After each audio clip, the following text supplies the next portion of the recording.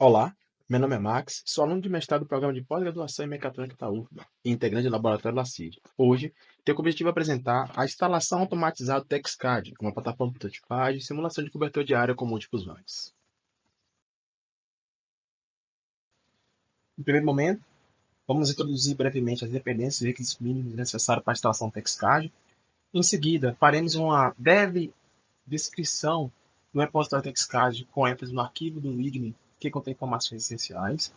Depois, vamos falar de forma detalhada sobre o ambiente onde será demonstrada a instalação automatizada de Script Bash. Antes de começarmos, propriamente dito, iremos fazer uma importante observação sobre os pré-requisitos mínimos necessários para a instalação de um sistema TextCAD. E, por fim, apresentaremos a demonstração da instalação propriamente dita de forma automatizada.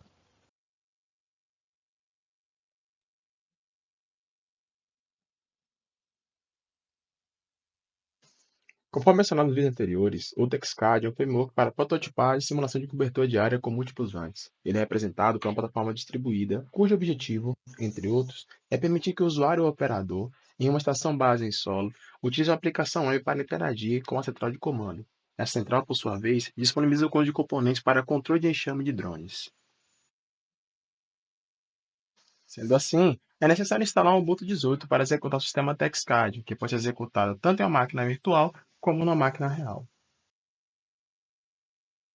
Além do Ubuntu 18, é necessário realizar uma série de procedimentos para instalar e configurar diversas dependências de bibliotecas e framework em versão específica. Entre elas estão o ROS, que na versão atual do TextCAD está usando o ROS 1 com Melodic Morena, o Gazebo, Python, Django, o ENP para instalar bibliotecas JavaScript, o GitHub, o Ecto e outras bibliotecas para permitir configurações adicionais necessárias para o funcionamento do sistema, como por exemplo o DOS Middleware, um framework que facilita a interação entre o Ecto, quadrorotor e o Gazebo por meio do ROS, e o ROSBID, por exemplo, que permite a comunicação via WebSocket, tanto no Python como no JavaScript. Essas bibliotecas e configurações são essenciais para garantir o funcionamento adequado do TextCAD. O processo de instalação é detalhado no README do próprio repositório TextCAD no GitLab, ou por meio de um PDF que contém a documentação completa, incluindo não somente o tutorial de instalação, mas também a instrução de uso da ferramenta. Nele são descritos os requisitos mínimos e as dependências do sistema.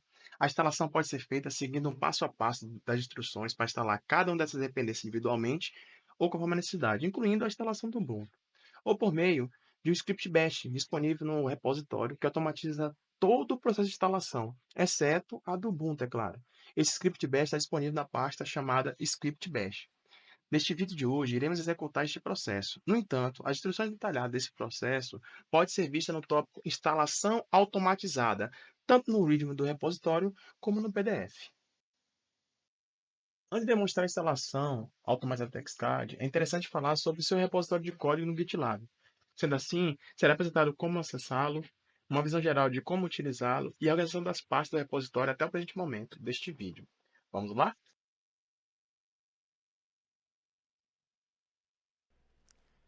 Este é o repositório de código TextCAD. O link para o repositório será colocado na descrição do vídeo. No presente momento da gravação deste vídeo, ele não está público, pois passa por um processo de registro de software no Instituto Nacional de Propriedade Industrial, ou o INPI. O repositório será publicizado assim que o processo for concluído. Para ter acesso ao repositório, basta solicitar ao membro do laboratório LACID, anexado ao programa de pós-graduação em mecatrônica da UFBA, ou PPGM. Conforme pode ser visto, o README do TextCAD é muito rico em informação. Ele aborda diversos assuntos sobre a aplicação, desde a estrutura de diretórios, que diz como foi organizado o repositório, até as instruções de uso, onde foram gravados alguns vídeos e disponibilizados em uma playlist no YouTube, que ensina como o usuário, o operador, ou mesmo o desenvolvedor, utilizar o sistema proposto, tá? Vai destacar alguns pontos aqui no README. O primeiro é que os links são clicáveis e levam, em alguns casos, por arquivos ou pastas específicas que estão sendo mencionados. E também em relação ao manual de instruções, tá? Que é um PDF, deixa eu abrir ele aqui, que é um PDF que contém todas as informações, desde a instalação do sistema até a utilização do mesmo. Aqui, neste manual de instruções, ou neste tutorial, é abordado diversos assuntos, como, por exemplo, requisitos necessários, a instalação do sistema, seja ela sendo feita de forma manual, ou seja, um a um, ou de forma automatizada através de um script, as instruções de uso e os programas facultativos auxiliares, que são programas que foram utilizados para tanto para auxiliar no desenvolvimento ou mesmo para ser utilizado na execução do sistema, mas não apenas do ponto de vista de uso, mas também do ponto de vista de como instalá-lo, cada um desses aqui, tá? E também as telas do sistema, nessa versão atual, e na qual está sendo gravado esse vídeo aqui agora, né? Todos os prints das telas existentes aqui, tá? Outro ponto importante é que algumas partes do manual, não é todas, elas foram convertidas em Markdown, com a proposta de tornar possível o leitor do repositório conseguir acessar dentro do próprio repositório essas informações, né? Então, por exemplo, aqui, ó, a gente tem aqui o requisito sistema. Você pode acessar tanto no manual, aqui, como também no próprio repositório, tá? No arquivo Markdown. As mesmas informações, tá? A proposta aqui é só facilitar ou auxiliar o leitor do repositório. É importante dizer que nem todos os tópicos ou capítulos que foram descritos lá no tutorial em PDF, manual de instruções, eles foram convertidos em Markdown para que possam ser lidos aqui no README do repositório, tá? E que no processo de conversão, a formatação de alguns capítulos não foi feita de forma fidedigna, como foi pensada lá para o PDF.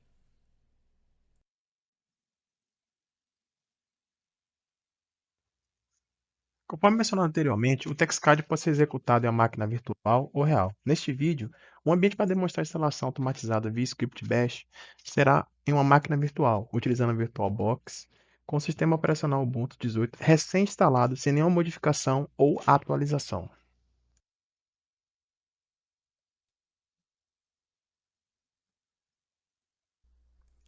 De acordo com o manual de instrução do TextCAD, para a instalação, seja ela de forma manual ou automatizada, é necessário atender a alguns pré-requisitos de instalação do sistema. O primeiro deles é relacionado ao sistema operacional Ubuntu, que tem que estar na versão 18, pois é utilizado o Melodic Morena, tá? E a versão do ROS, ela é amarrada ou atrelada à versão do Ubuntu. Um outro ponto também em relação ao acesso ao repositório do Xcad, que ele está fechado no presente momento, mas vai ser público, mas para ter acesso basta solicitar algum integrante do laboratório LACID, do PPGM. Um outro ponto importante é que na hora que instala-se o Ubuntu 18 e não atualiza nem o sistema operacional e nem as aplicações, a versão do Firefox dele é incompatível com a CAPTCHA que é exigida pelo GitLab para ter o acesso ao repositório, né? Para isso, basta atualizar o Firefox com esses comandos aqui, que o problema está resolvido, tá? O outro ponto é em relação ao acesso ao repositório do middleware. O 2 middleware é uma das principais bibliotecas ou framework que é utilizado no TextCAD. Sem ele, o sistema não funciona. O repositório desse framework hoje encontra-se fechado. No entanto, a branch, é, o, o repositório de código na branch que é necessária para rodar o projeto, ele foi armazenado na pasta de instalação de arquivos, tá? Outra coisa importante é que é necessário que o usuário que vai efetivar a instalação da aplicação tenha acesso ao privilégio de administrador, tá? Para isso, você foi criado um script automatizado para fazer essa instalação dentro do repositório TextCAD, tá lá. Ou basta seguir essas instruções aqui abaixo, né, para transformar o usuário atual em um usuário root ou com privilégio de administrador.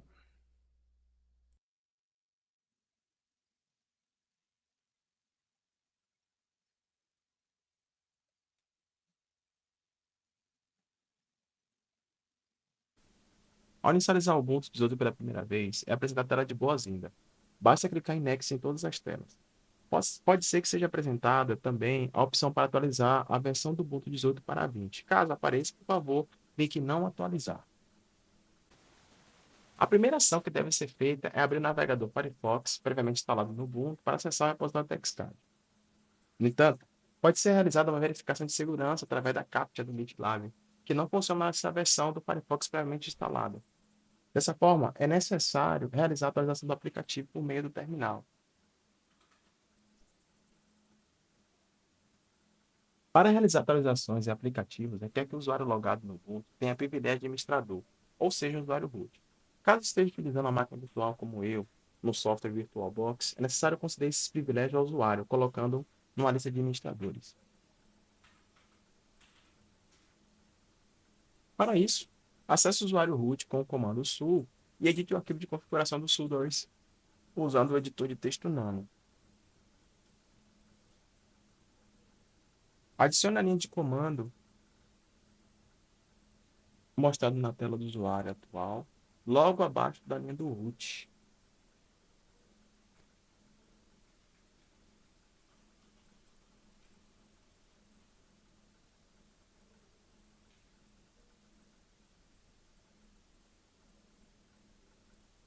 Deixa que eu abri o terminal aqui para pegar uma colinha para ver qual o nome do usuário certinho.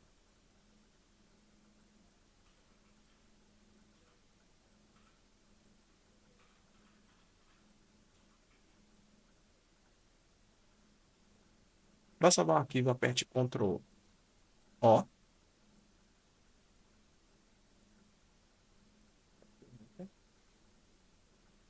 Depois Ctrl X para sair do Nano.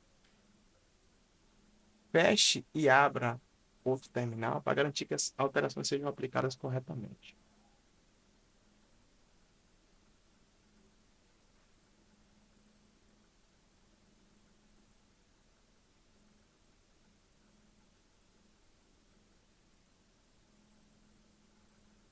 Veja que ao executar o comando sudo apt update para atualizar a lista de pacotes disponível no repositório, com o privilégio de usuário, o Ubuntu já solicita a senha, comprovando que o usuário tem privilégios necessários. Agora sim, com o usuário como administrador, é possível atualizar o Firefox conforme vai ser pedido nos últimos comandos executados.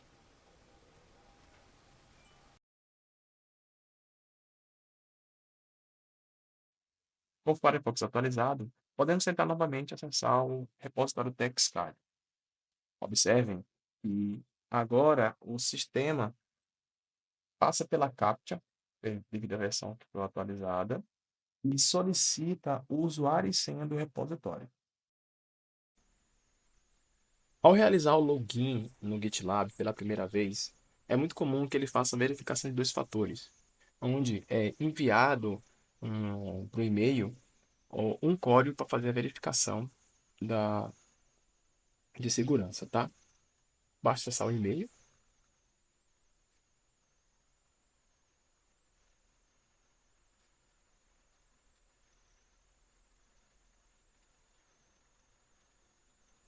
e pesquisar o código que foi enviado pelo GitLab. E pronto. O próximo passo é baixar os arquivos do repositório da branch-main. Neste caso, os arquivos serão baixados no formato zip, pois, caso esteja usando o Ubuntu recém-instalado, o Git ainda não estará instalado para realizar a clonagem do repositório via linha de comando.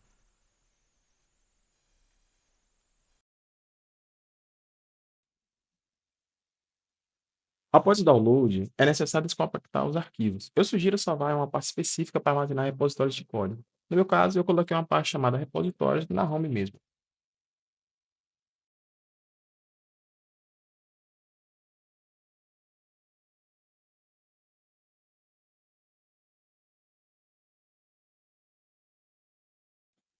Após isso, abra o terminal, só o botão direito, abrir terminal, e entre ou acesse a pasta de arquivos,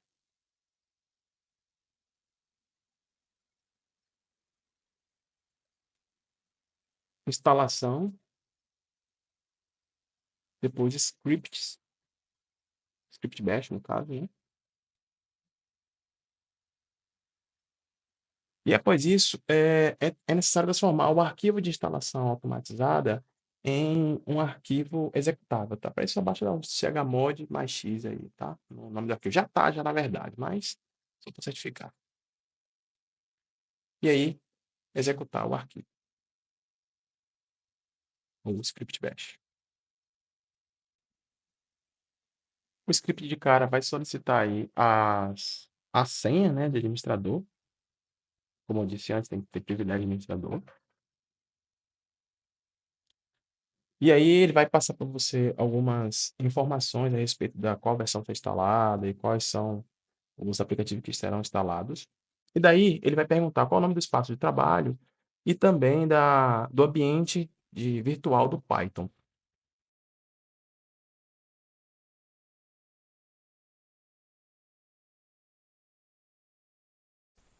Apesar do script ser totalmente automatizado, é interessante não deixar ele sozinho, né? Acompanhar todo o processo de instalação, tá?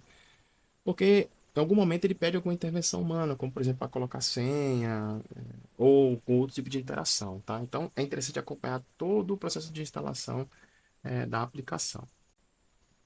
É importante salientar que o processo de instalação vai demorar de acordo com a qualidade do hardware que está sendo instalado, né? Aqui na minha máquina, por exemplo, nessa versão que eu coloquei, demorou em torno de 1 hora. Obviamente que eu estou acelerando o vídeo em alguns pontos aqui para ganhar um pouco mais de tempo de tela aí, tá? Para garantir a compatibilidade e o bom funcionamento da comunicação do via WebSocket entre a aplicação web e o ROS no Ubuntu 18, utilizando aí o ROSBID Server, que opera por meio da biblioteca ROSlib JS escrita em JavaScript, foi necessário instalar o, o NPM na versão 6.14. Esse processo aí, ele realiza diversas ações que pode levar algum tempo. E elas envolvem a configuração de dependências críticas, né? Então, por favor, não interrompa esse processo, apenas aguarde a conclusão, tá? Nesta etapa, todo o processo de instalação da aplicação foi concluído. A partir desse momento, o script de instalação irá chamar automaticamente o script para executar a ferramenta, que, por sua vez, ativará o ambiente virtual do Python, iniciará o servidor web local da aplicação Django e abrirá a página do TextCAD no navegador por meio do localhost.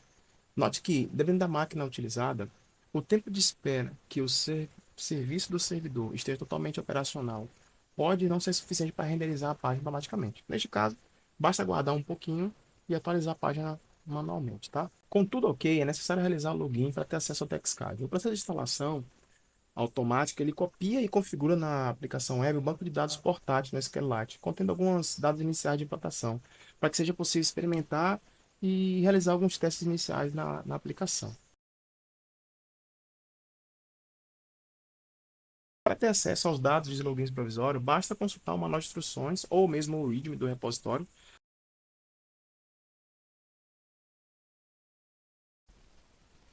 Nesse caso aqui, eu estou acessando o PDF, né, o manual de instruções. Daí, basta acessar no subtópico Dados de implantação. Ele contém uma tabela com as informações dos usuários, né?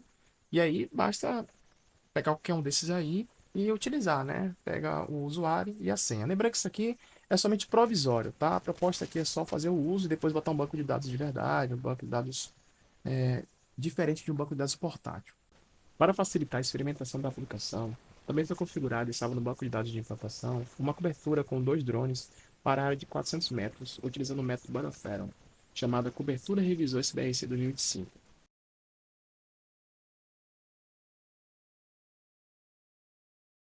Para executá-la, basta clicar no botão Executar na área de configuração de simulações da cobertura ou nas ações rápidas para inicializar a simulação conforme instruções de uso.